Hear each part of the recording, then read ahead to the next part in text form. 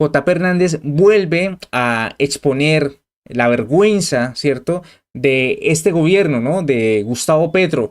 Y es que, ¿cómo les parece que, como él mismo lo titula, Petro supera el famoso escándalo de corrupción de los 70.000 millones, que fue tan icónico de las TIC, ¿no?, de Karen Abudinen y demás, ¿no? Hasta le sacaron el verbo, ¿no?, abudinear.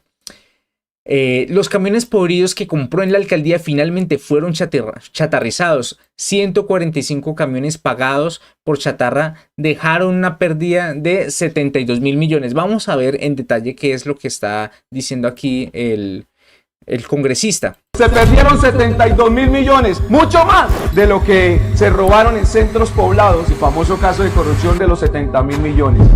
Hace unos días nos enteramos de cuánto se logró recuperar con la chatarrización de los camiones que compró Gustavo Petro y que no sirvieron para nada. 145 camiones chatarrizados que costaron 78.000 millones de pesos y solo se pudo recuperar en chatarra 6.000 millones. Se perdieron 72.000 millones, mucho más de lo que se robaron en centros poblados, el famoso caso de corrupción de los 70.000 millones.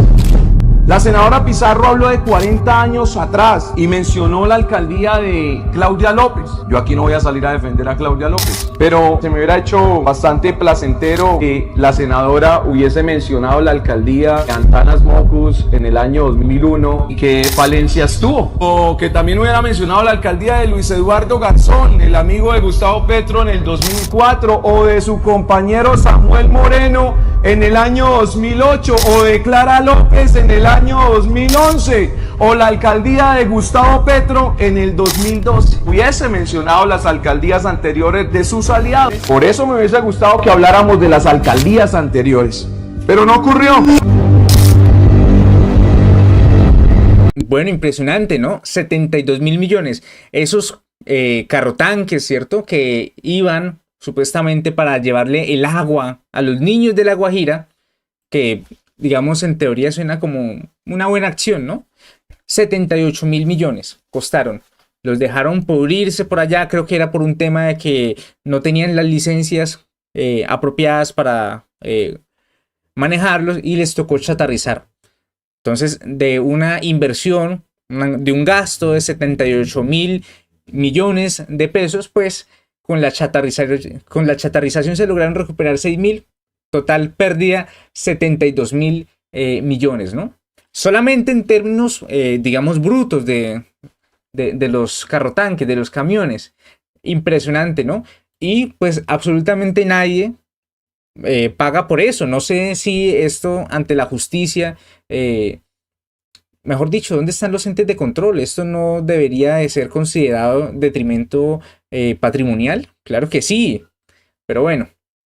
Impresionante. Superaron lo de las TIC largamente. Esto solamente son el valor de los camiones, pero recordemos que en contratos y demás, donde había presunta corrupción, habían como 1,3 billones de pesos de acuerdo con investigaciones de el sector privado, de una periodista en la W que fue la que inició todo, que se llama Paula Bolívar, y pues todos los medios malvados, hegemónicos, ¿no?, que dice la izquierda, que les disgusta completamente pues este tema de la libertad de prensa.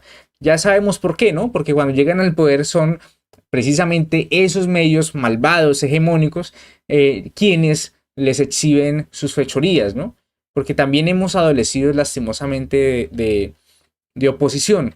Me gusta lo que hace J. Hernández, me parece bueno, me parece que hay que hacerlo, porque aunque en total hemos hablado de que en la UNGRD se robaron, se perdieron como 1,3 billones de pesos o estaban en riesgo de corrupción, pues es importante dar. Es que estos números de 1,3 billones son tan grandes que la gente no los dimensiona, pero 72.000 o 70.000 millones sí son como cifras, aunque son grandes, son un poquito más manejables. Entonces, desde el punto de vista cultural, me parece que es interesante hacer estas denuncias, ¿no? Impresionante. Qué tristeza, ¿no? Y efectivamente, como Gustavo Petro es un incompetente, ¿cierto?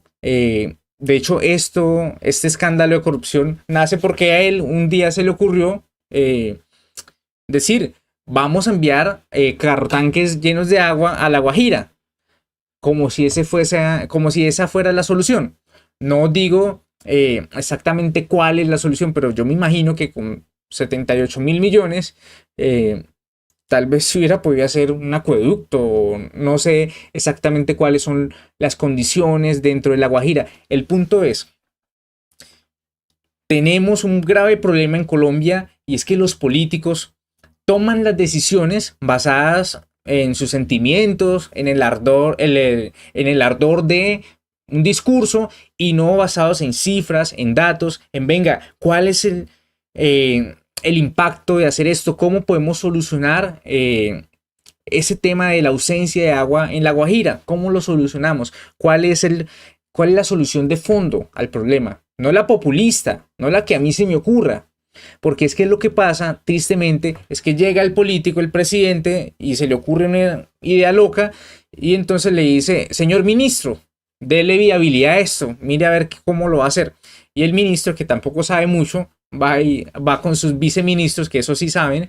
El presidente dijo que hay que hacer esto. Miremos a ver cómo se le da viabilidad financiera, técnica y legal a esa propuesta. Entonces los viceministros se ponen a trabajar y pues todo ese esfuerzo